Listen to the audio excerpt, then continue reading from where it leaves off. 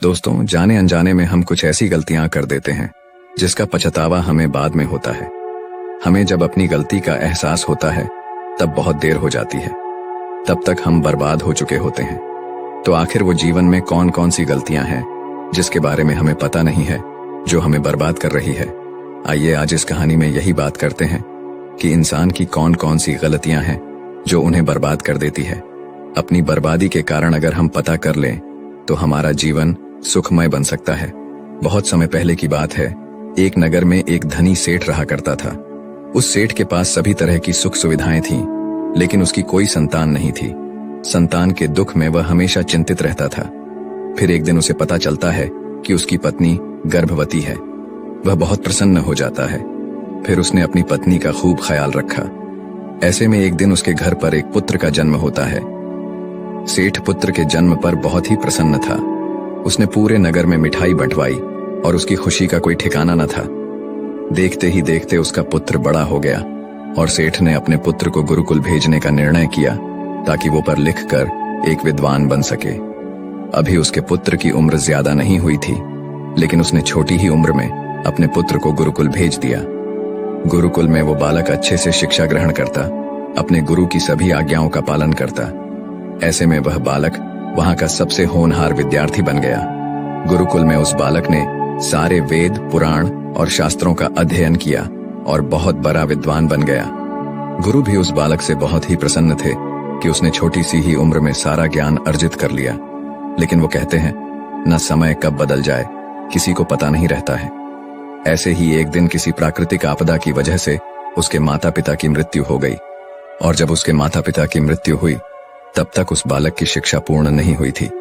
और जब उस बालक ने इस खबर को सुना कि उसके माता पिता इस दुनिया में नहीं रहे और उनका सब कुछ बर्बाद हो चुका है, तो उस बालक का इस सांसारिक मोह माया से मन उठ गया। उसके बाद उस बालक ने निश्चय किया कि वो गुरुकुल से शिक्षा पूर्ण करने के बाद अपना संपूर्ण जीवन लोगों की भलाई में व्यतीत कर देगा। और जब उस बालक की शिक्षा पूर्ण हो गई, उसके बाद वो बालक सन्यासी बन गया और वह सांसारिक वस्तुओं से दूर हिमालय की जंगल में चला गया। वन में जाकर उसने लंबे समय तक तपस्या की। तपस्या पूर्ण करने के बाद उस सन्यासी ने लोगों को शिक्षा देना प्रारंभ कर दिया। समय के साथ साथ उस सन्यासी की चर्चा चारों तरफ होने लगी और दूर दूर से लोग उसके पास शिक्षा ग्रहण करने आने लगे। और बहुत से लोग उसके पास अपनी समस्याओं का समाधान खोजने के लिए भी आने लगे। सन्यासी सभी लोगों की समस्याएं बड़ी आसानी से सुलझा देता, जिस वजह से वो पूरे राज्य में मशहूर हो गया था। लेकिन जिस नगर में वो रहता था, उस नगर का राजा एक क्रूर व्यक्ति था। जब राजा को उस सन्यासी के बारे में पता चला तो उस राजा ने उससे मिलने का निश्चय किया। अगली सुबह राजा अपने महल से निकलकर उस सन्यासी से मिलने के लिए निकल गया और फिर सन्यासी के कुटिया के बाहर पहुंच गया। वहां पहुंचकर जब राजा ने उस सन्यासी को देखा, तब राजा उस सन्यासी को देखता ही रह गया। उसके चेहरे पर एक अलग ही तेज था। जब वो उस सन्यासी के पास पहुंचा, तब राजा को अपार शांति का अनुभव हुआ। उस राजा ने सन्यासी को प्रणाम किया और उनके पास ही बैठ गया और उनसे वार्तालाप करने लगा। वो राजा पहली ही मुलाकात में उस सन्यासी के व्यक्तित्व से इतना प्रभावित हुआ कि उसने उसी समय से अच्छाई की राह पर चलने की ठान ली और मन ही मन सोचने लगा कि इतनी छोटी सी मुलाकात में यह सन्यासी मुझे इतना बदल सकता है, तो अगर यह हमेशा मेरे साथ ही रहने लगे तो मेरी तो जिंदगी ही बदल जाएगी। और यही सोचकर राजा सन्यासी से महल चलने का आग्रह करने लगा। राजा का आग्रह सुनकर सन्यासी मना नहीं कर पाया और वह राजमहल चलने को तैयार हो गए। फिर राजा सन्यासी को लेकर राजमहल की ओर चल दिया। राजमहल पहुंचने पर राजा ने सन्यासी का खूब आदर सत्कार किया और उसके बाद राजा ने सन्यासी को एक सही कमरे में भोजन करवाया।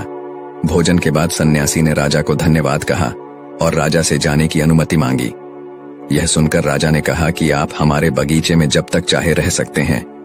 आपको यहाँ पर किसी भी प्रकार की असुविधा नहीं होगी और आप यहाँ रहेंगे तो हमारे प्रजा को भी अच्छा लगेगा और हमें भी अच्छा लगेगा।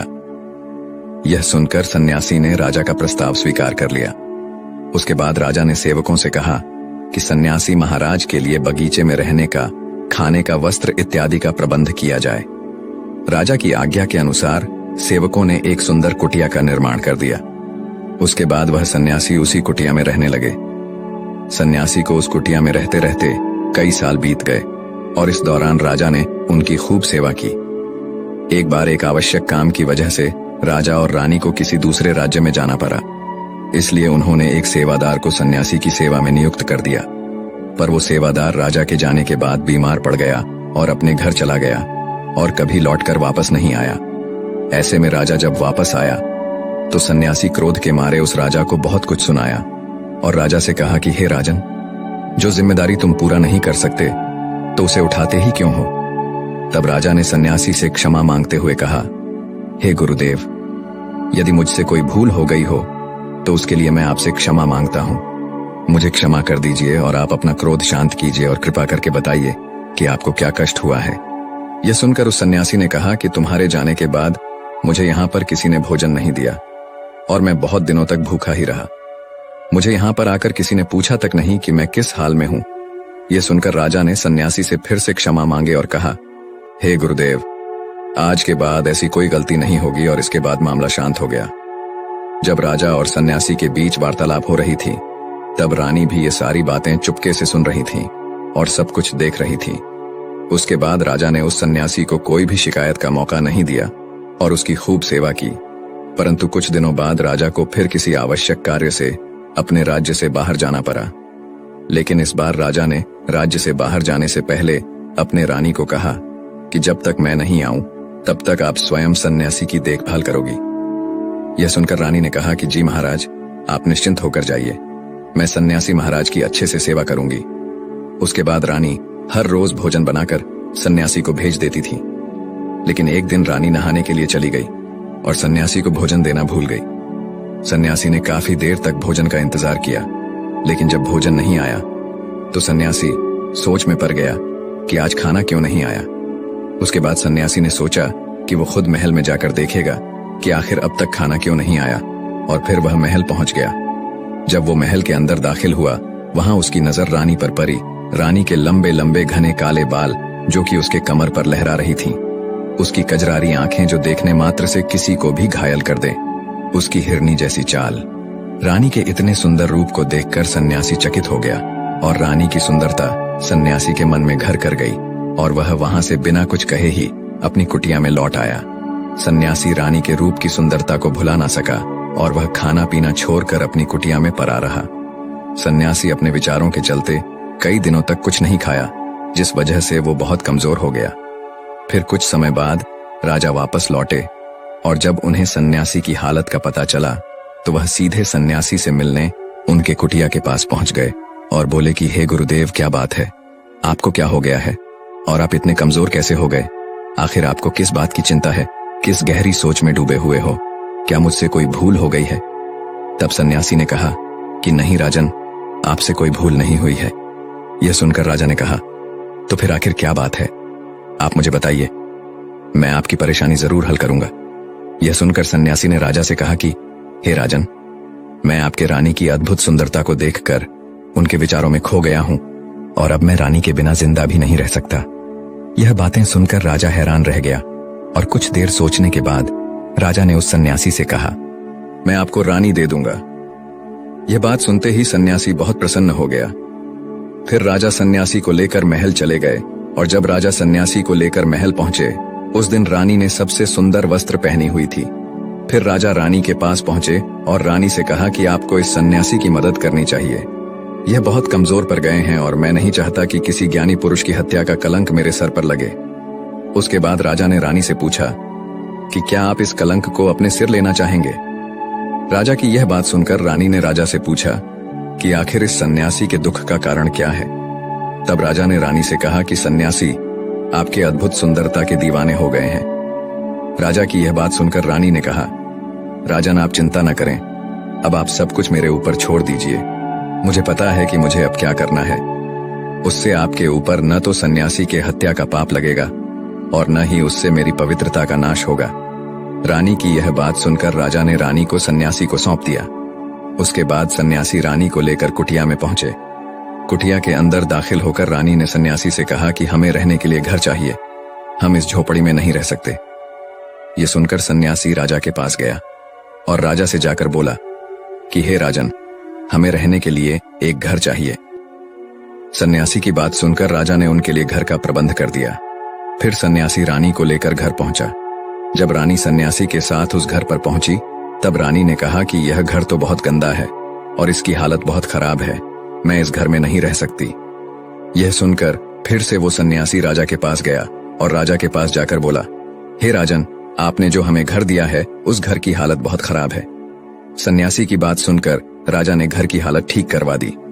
उसके बाद फिर रानी घर के अंदर गई और नहा धोकर बिस्तर पर आ गई। फिर सन्यासी भी बिस्तर पर आ गया।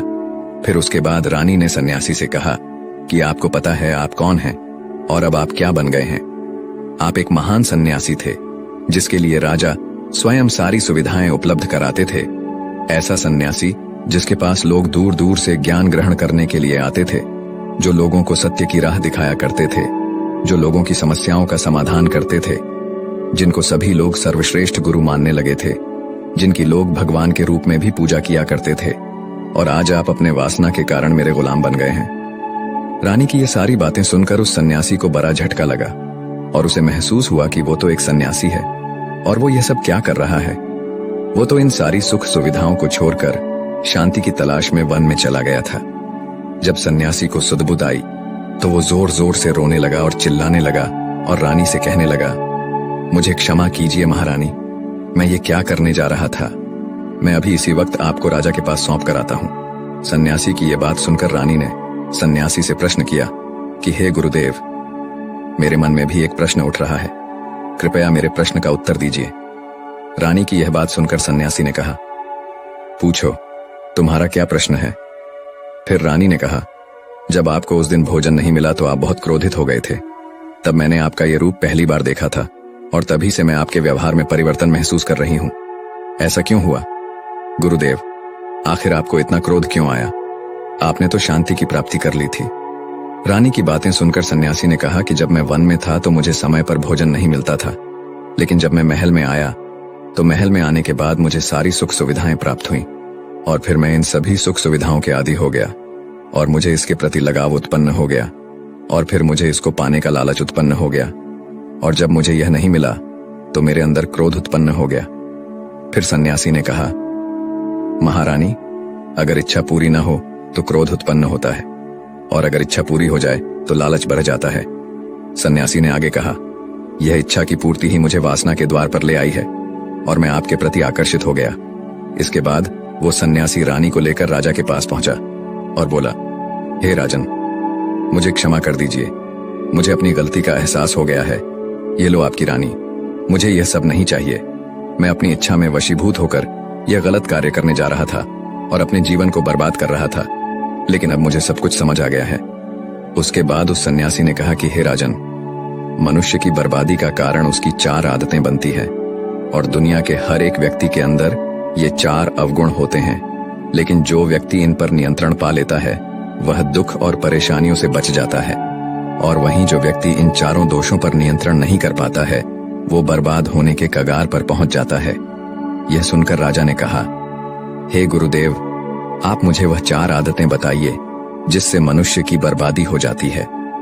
फिर सन्यासी ने राजा को मनुष्यों को बर्बाद कर देने वाली 4 आदतों के बारे में बताया कि हे राजन, मनुष्यों को बर्बाद करने वाली पहली आदत है उसकी इच्छा, क्योंकि इच्छा ही दुनिया के हर एक व्यक्ति के अंदर पहला अवगुण होता है और जो व्यक्ति अपनी इच्छाओं को नियंत्रण में नहीं रख पाता है वह जीवन में किसी भी जगह सफल नहीं हो पाता है, क्योंकि जैसे ही उसकी एक इच्छा पूरी होती है वह दूसरे की ओर बढ़ाने लगता है और दूसरी पूरी होती है तो तीसरी इच्छा उसके मन में जागृत हो जाती है और फिर ऐसा करते करते इच्छाओं पर नियंत्रण न होने के कारण इंसान के मन में संतोष का भाव नहीं आ पाता है और इसी जाल में उलझा रहता है, दुखी रहता है। इसीलिए राजन, जब हम अपनी इच्छाओं पर नियंत्रण पा लेते हैं तो हम हमारे मन पर भी नियंत्रण कर लेते हैं और जब हमारा मन हमारे वश में होता है तो हमें सुख ही सुख की प्राप्ति होती है। फिर जो हम चाहते हैं वही हमारे साथ होता है। फिर सन्यासी कहता है कि हे राजन, मनुष्य को बर्बाद करने वाली दूसरी आदत है वासना। वासना का जन्म हमारे मन में उठने वाली इच्छाओं से होता है। जिस प्रकार इच्छाओं का कोई अंत नहीं होता, उसी तरह मनुष्य वासना के जाल में फंसता ही चला जाता है। वासना में वशीभूत होकर इंसान को कुछ भी नहीं नजर आता है। आज तक जितनी भी लड़ाइयां हुई हैं, उसका सबसे बड़ा कारण स्त्री को पाने की इच्छा के कारण ही हुई है। स्त्री के प्रेम में वशीभूत होकर आज से पहले कई राजा महाराजाओं ने युद्ध किया है। रावण एक बड़ा बुद्धिमान व्यक्ति था, लेकिन वह माता सीता की सुंदरता से वशीभूत होकर अपने आप को बर्बाद कर लिया। उसकी मृत्यु का कारण एक स्त्री ही बनी थी। कई राजा महाराजा तो युद्ध में इसलिए हार गए क्योंकि वो लोग स्त्रियों से रासलीला रचाने में ही रह गए। ईश्वर ने तो स्त्री की उत्पत्ति इस संसार को बनाने के लिए की है, लेकिन आजकल लोगों ने इसे अपना वासना का रूप बना लिया है। स्त्री को अपने मनोरंजन का सामान सोचने लगे हैं, और जब उन्हें अपना ये मनोरंजन नहीं मिलता तो वो पागल हो जाते हैं और न जाने क्या क्या कर बैठते हैं। इसलिए हे राजन, जितना हो सके उतना वासना से दूर रहना चाहिए। फिर सन्यासी कहते हैं कि हे राजन, मनुष्य को बर्बाद करने वाली तीसरी आदत है क्रोध, क्योंकि जब मनुष्य की वासना की पूर्ति नहीं होती है तो उसके अंदर क्रोध उत्पन्न हो जाता है, और जब व्यक्ति को क्रोध आता है तो उस पर उसका नियंत्रण नहीं होता है, और फिर वह क्रोध में आकर कई गलत निर्णय ले लेता है। क्रोध में व्यक्ति दूसरों को भला बुरा कह देता है, गालियां भी निकाल देता है, और जब उनका क्रोध शांत होता है तो उन्हें अपनी गलतियों का एहसास होता है, लेकिन तब तक तो सब कुछ बर्बाद हो चुका होता है। क्रोध के कारण मनुष्य के कई बने बनाए काम बिगड़ जाते हैं। जब मनुष्य के अंदर क्रोध उत्पन्न होता है तो वह अंदर से बहुत कमजोर हो जाता है, और एक कमजोर मनुष्य जीवन में कुछ नहीं कर सकता है, उसे कभी भी सफलता नहीं मिलती है। फिर सन्यासी कहता है, हे राजन, मनुष्य को बर्बाद करने वाली चौथी आदत है लालच। हे राजन, लालच का फल सदैव ही बुरा होता है। लालच में पड़कर हम बहुत लोगों का बुरा कर देते हैं। हर मनुष्य के जीवन में ऐसे अवसर अवश्य आते हैं जब वो लालच कर बैठता है, और अधिक पाने की लालसा में वो कुछ ऐसा कर जाता है जिससे जो उसके पास था वो भी वह खो देता है, क्योंकि जैसे ही व्यक्ति की एक इच्छा पूरी होती है उसका लालच भी बढ़ जाता है, और उसके मन में और कई सारे आकांक्षाएं जन्म लेने लगती हैं। जो व्यक्ति अपने जीवन में लालच करता है वो कामयाबी से भी धीरे धीरे दूर हो जाता है, अगर हम समय रहते ही अपने लालच को त्याग दें और उसके फेरे में न पड़े तो हम एक सफल व्यक्ति अवश्य बन सकते हैं। फिर अंत में सन्यासी कहता है कि हे राजन, अगर मनुष्य इन 4 आदतों को छोड़ देता है तो उसे जीवन में सफल होने से कोई नहीं रोक सकता है। मैं तो एक सन्यासी होकर इन आदतों में पड़ गया और खुद को बर्बाद करने लगा। तो सोचिए, एक साधारण मनुष्य के साथ क्या हो सकता है। इसलिए हे राजन, इन 4 आदतों से मनुष्य को हमेशा दूर रहना चाहिए। तो दोस्तों, उम्मीद वीडियो पसंद आए तो मेरे चैनल डीप स्टोरी को सब्सक्राइब करें और कमेंट में अपनी राय जरूर दे, और हाँ, लाइक भी कर दे, ताकि ऐसे और वीडियो आप लोगों के बीच लाते रहे। धन्यवाद।